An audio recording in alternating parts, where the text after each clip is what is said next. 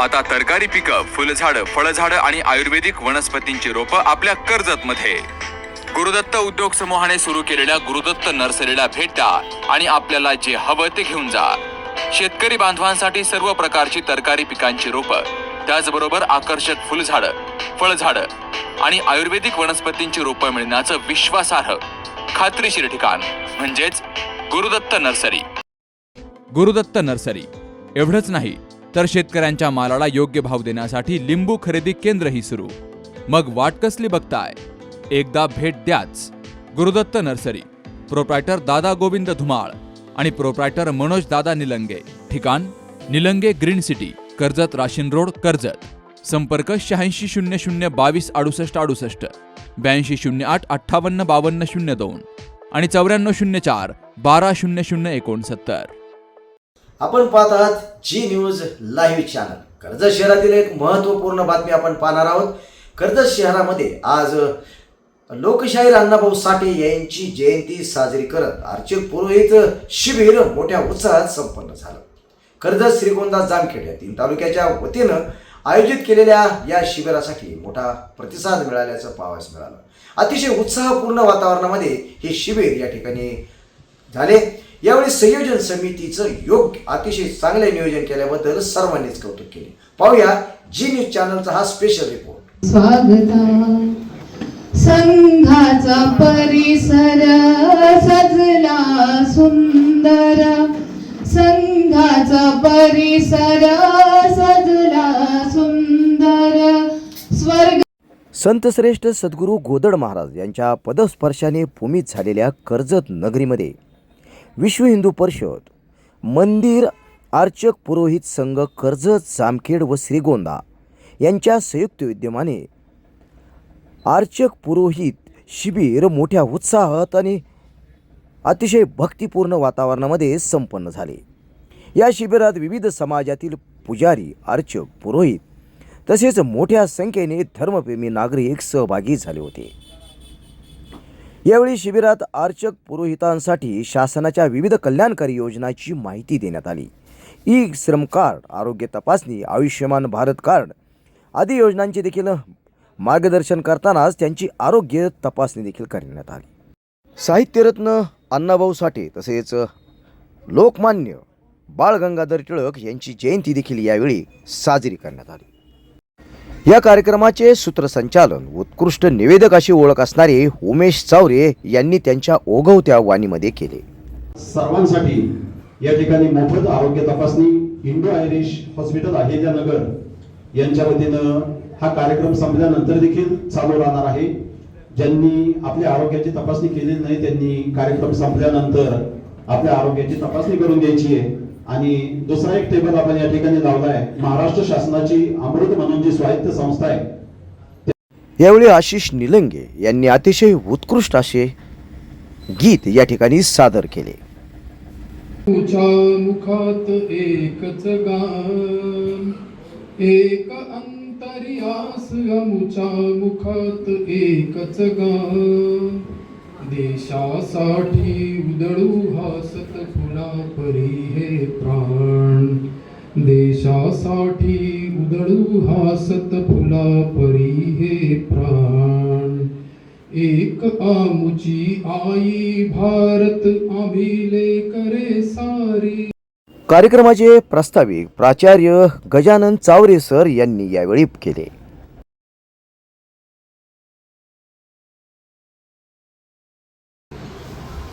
आज आपण विश्व हिंदू परिषद मंदिर अर्चक पुरोहित संपर्क अभियानाच्या साठी सर्वजण एकत्र जमलेला. समाजाचे धर्माचे अनेक बंधन असल्यामुळं अनेक गोष्टी बोलता येत नाहीत, अनेक संधी किंवा सेवा यांचा लाभ घेता येत नाही.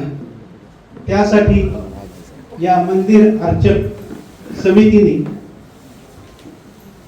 ती सगळी सोय लावावी यासाठी देखील हा कार्यक्रम आपण साजरा करत आहोत. या संयोजन समितीचे प्रमुख असणारे ॲडव्होकेट सुधीर भापकर यांनी या कार्यक्रमाचा आयोजन कशासाठी करण्यात आला आहे यावेळी या ठिकाणी बोलताना सांगितले. कर्जत तालुक्यामध्ये जवळजवळ 4 वर्षानंतर हा कार्यक्रम आपण आयोजित केलेला आहे. 4 वर्षाची मरगळ आज दूर झालेली आहे. जसं रत्नाकर साहेबांनी सांगितलं होतं की बरेच दिवसाची मरगळ ही काढलेली आहे. एकत्र येणं हा आपल्या लोकांना असलेला शाप. आपले लोक एकत्र येत नाहीत. एकत्र आणण्यासाठी जो केलेला प्रयत्न आहे हा प्रयत्न सुरुवात झालेली आहे. आता इतके दिवस सगळ्या समाजामध्ये सगळ्या लोकांनी अनुभव घेतलाय तेव्हा त्यांच्या लक्षात यायला लागलं की आपण एकत्र होणं गरजेचं आहे. ते का आज इथं असलेली उपस्थिती पाहून लक्षात येतं की कुठेतरी एकत्र येणं हे काळाची गरज आहे. त्याप्रमाणे आपण सगळे लोक एकत्र यावेत. इथून पुढे असेच कार्यक्रम घेत राहावेत. आज या विश्व हिंदू परिषदेने जे आयोजन केलेलं आहे पुरोहितांचं त्याचा लाभ सगळ्या खेड्यापाड्यातल्या पुरोहितांनी घ्यावा. त्याचा लाभ काय मिळणार आहे हा कालांतराने कळेल. आज तो कळणार नाही. आज त्याची तीव्रता तुमच्या लक्षात येत नाही पण याची पडसाद पुढील काही काळामध्ये तुम्हाला अनुभवाला येतील. हिंदू परिषद मंदिर अर्चक पुरोहित संपर्क आयाम अहिल्यानगर ब्राह्मण सेवा संघाच्या संयुक्त विद्यमाने या ठिकाणी अर्चक पुरोहित सेवा शिबिर आयोजित केलेलं आहे.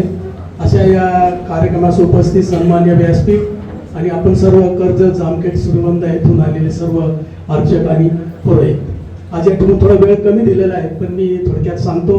मला 2 शब्द बोलण्याची संधी दिली त्याबद्दल जनकल्याण रक्तपेढीतर्फे आपणा सर्वांना मी या ठिकाणी धन्यवाद देतो.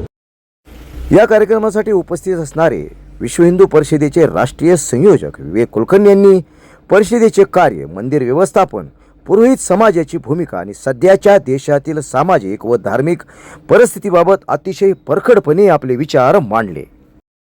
उपस्थित कर्जत, जामखेड, श्रीगोंदा, पाटोदा अशा ठिकाणचे सर्व बंधू, उपस्थित मातृशक्ती, उपस्थित सर्व पुरोहित मार्गदर्शक वर्ग,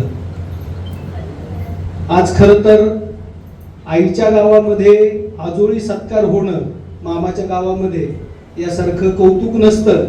तर त्या कौतुकाचा स्वीकार करत ऋग्वेदामध्ये भगवान व्यासांनी जेव्हा ऋग्वेदाची 4 वेदांची रचना केली तेव्हा पहिला श्लोक त्यामध्ये जो आला तो होता अग्निमिळे पुरोहितम यज्ञस्य देवमृत्युजा.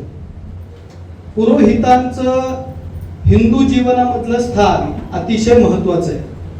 विश्व हिंदू परिषदेचा मंदिर अर्चक पुरोहित संपर्क आयामाच्या द्वारे आजच्या या सगळ्या कार्यक्रमाची एकंदर रचना आयोजन या सगळ्या ठिकाणी होत आहे. दुसरं म्हणजे या ठिकाणी मी माननीय तालुका संघचालक या ठिकाणी उपस्थित आहेत. मी मुद्दाम चावरे सरांच्या ऐवजी माननीय तालुका संघचालक असं म्हणतोय. आणि दुसरं प्रसादजींचं एक कौतुक या ठिकाणी करावं असं वाटतं की शेवटी कितीही वनवास भोगला तरी मनुष्याला मूळ कधीतरी न्याय मिळतो हे त्यांच्याकडे कळतं. तर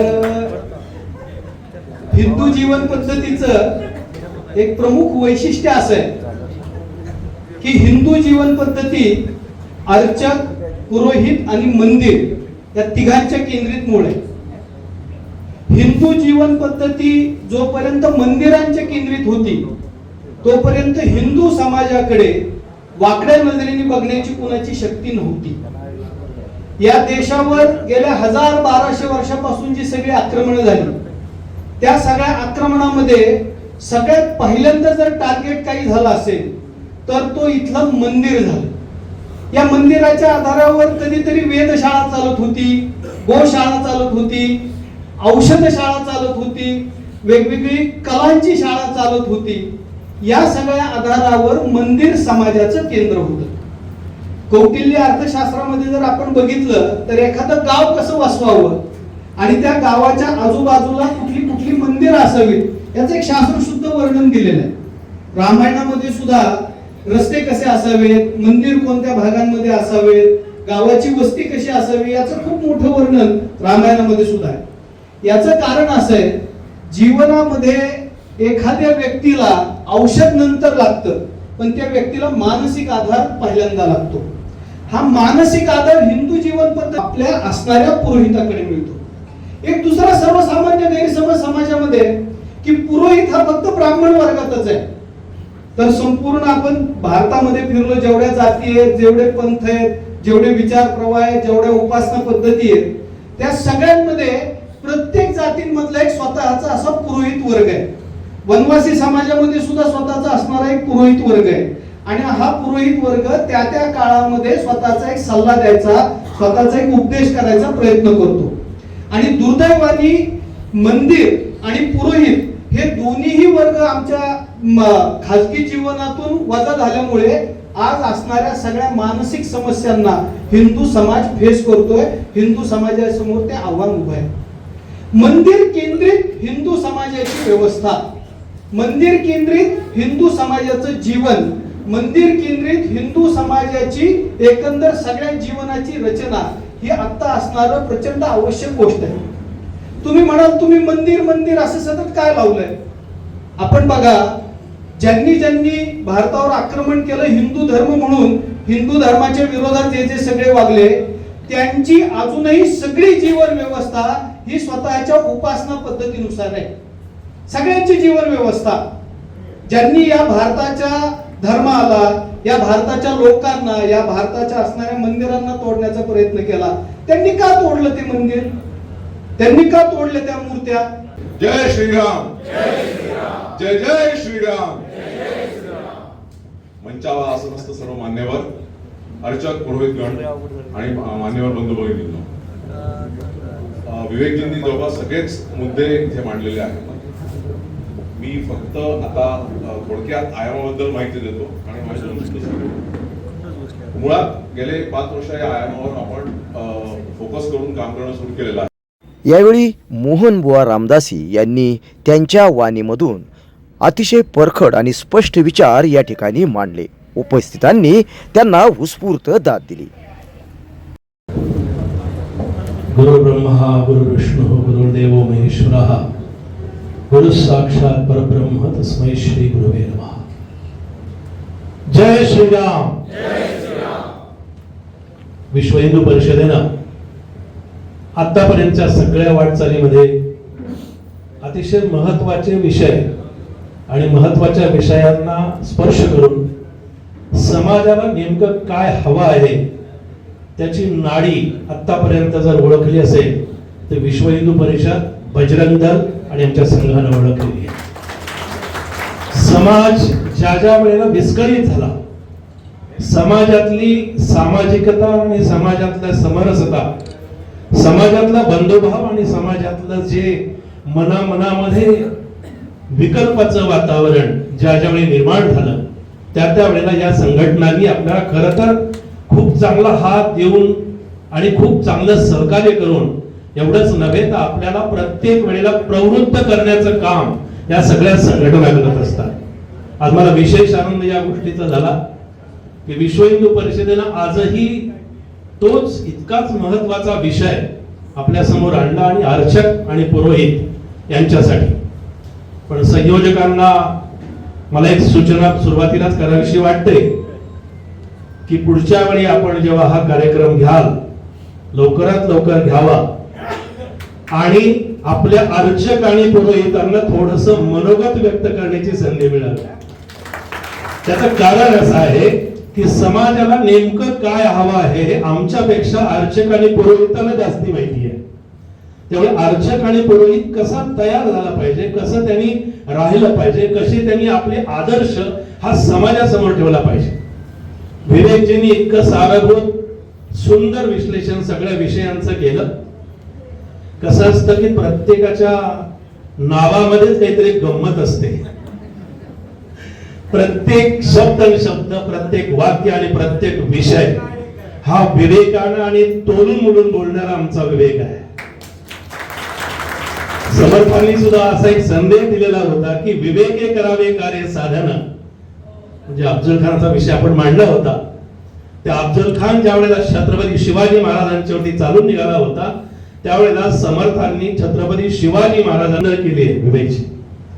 समर्थ रामदास स्वामींनी किंवा सगळ्या संतांनी, आम्ही समर्थांचं आतापर्यंत करत आलो म्हणून समर्थांचं नाव येतं, पण प्रत्येक संतांनी अशी ब्राह्मणाची व्याख्या केलेली आहे. ब्राह्मण म्हणजे कोण, कोणाला म्हणायचं ब्राह्मण? समर्थ असं म्हणतात, ब्रह्म जाणतो तो ब्राह्मण. मग आता इथं बसलेला प्रत्येक जण हा ब्रह्म जाणणाराच आहे, म्हणजे सगळा ब्राह्मण आहे. तो ब्रह्म जाणणारा ब्राह्मण असल्यामुळे त्याच्यामुळे अशी अपार भाव कधीपासून ठेवले, आचारापासून भ्रष्टले आणि गुरुत्व सांडून झाले शिष्य शिष्यांचे. जे हा ब्राह्मणाने आपला आचार धर्म बुडवला, सोडला, आणि म्हणून आम्हाला अशा प्रकारच्या गोष्टी कराव्या लागतात. याचं उद्बोधन आपल्या सगळ्यांच्या समोर इतक्या शांतपणे होण्याची गरज आहे. म्हणून मला असं वाटतं की आपण कुशाही प्रकारानं कुठल्याच बाबतीनं आपल्याकडे कोणी जरी कशाही नजरेनं पाहिलं तरी सुद्धा आपला दृष्टिकोन जो आहे हा आपला दृष्टिकोन आपल्या दृष्टीनं स्वच्छ आणि साफच होता, आजही आहे, आणि आमच्यामध्ये तो नतांत तसाच्या तसा तो राहणारच आहे, कुठल्याही पद्धतीत राहणार आहे. म्हणून अशा एका विषयाला मी थोडासा हात घालतोय. खरं तर समर्थ रामदास स्वामी लग्नातून त्यांनी पलायन केलं, ज्यांनी प्रपंच केला नाही, जे विवाह बंधनामध्ये अडकले नाही, पण त्यांचाच एक आणि सेवक आणि साधक तो विषय आपल्या समोर मांडतो आहे. आमच्यामध्ये पुरोहितांची आणि पुजाऱ्यांच्या मध्ये एक फार मोठी अडचण आहे की आमच्या पुजाऱ्यांच्या मुलांना मुली मुली देत नाही. आमच्या पुरोहितांच्या लग्नाचे आणि विवाहाचे फार मोठे गंभीर प्रश्न निर्माण झालेले आहेत. विश्व हिंदू परिषद असेल, बजरंग दल असेल आणि व्यासपीठावरती सगळे मान्यवर असतील, त्यांना मला असं सांगायचंय की या विषयाला अनुसरून आपण पहिल्यांदा हा विषय घेतला पाहिजे. कुटुंब नियोजन नंतर आधी पहिल्यांदा आमच्या पुरोहितांचे, आमच्या पुजाऱ्यांचे आणि आमच्या पौरोहित्य करणाऱ्यांच्या मुलांना मुली कशा मिळतील आणि त्या ह्या सगळ्या संस्कारित कशा प्रकाराने असतील याचा विचार करणं अत्यंत गरजेचं आहे. आणि हा विषय अत्यंत महत्वाचा आहे. बरोबर आहे की नाही? बरोबर. ही गोष्ट लक्षात ठेवली पाहिजे की किमान पूजा होईपर्यंत आपण मोबाईल नाही वापरला पाहिजे. सत्यनारायणाची पूजा करत असताना इकडे आम्ही मिस कॉल नाही लागला पाहिजे. इकडे आम्ही अभिषेक करत असताना हो आलो 10 मिनिटात तयारी करा असं आम्ही नाही सांगितलं पाहिजे. त्यामुळे काय होतं की पूजा करत असताना आमच्याकडे बघण्याचा जो लोकांचा दृष्टिकोन आहे हा लोकांचा दृष्टिकोन, अहो तुम्ही गेल्यानंतर लोक म्हणतात अहो काय गुरुजी आले 10 मिनिटात म्हणाले सगळं गुंडाळून गेले निघून. त्यामुळे अर्चक पुरोहित हा केवळ ब्राह्मण समाजापुरताच विषय मी मांडत नाही, तर सगळ्या समाजातल्या, सगळ्या धर्मातल्या, सगळ्या पंथातल्या, अहो आमचा धर्म आहे, आम्ही आमच्या धर्माला हिंदू धर्म ही संज्ञा दिलेली आहे, बाकी सगळे पंथ आहे. हा एकमेव धर्म आमचा आहे ज्या भगव्या झेंड्याखाली आम्ही आहोत, ज्या भगव्याचं रक्षण करणार आहोत. म्हणून समर्थ म्हणाले की धर्मासाठी मरावे, मरुनी अवघ्यासी मारावे, मारिता मारिता घ्यावे राज्य आपुले. आणि म्हणून सशक्त पिढी जर तयार करायची असेल, बलसंपन्नता निर्माण करायची असेल, तर आमचा अर्चक पुरोहित वर्ग, आमच्या संघटनांनी त्याच्याकडे लक्ष देण्याची पंतप्रधान साहेबांना निवेदन करतो की नशामुक्त भारत अभियान आणि सशक्त भारत अभियान. सशक्त भारत अभियान म्हणजे व्यायामाशी निगडते. मुलांचा व्यायाम अतिशय शाळेमध्ये प्रत्येक जाऊ आम्ही ग्रामीण भागात. या सुंदर कार्यक्रमाचं आयोजन आणि अध्यक्ष असणारे प्रसाद ढोकरीकर यांनी यावेळी आभार मानले.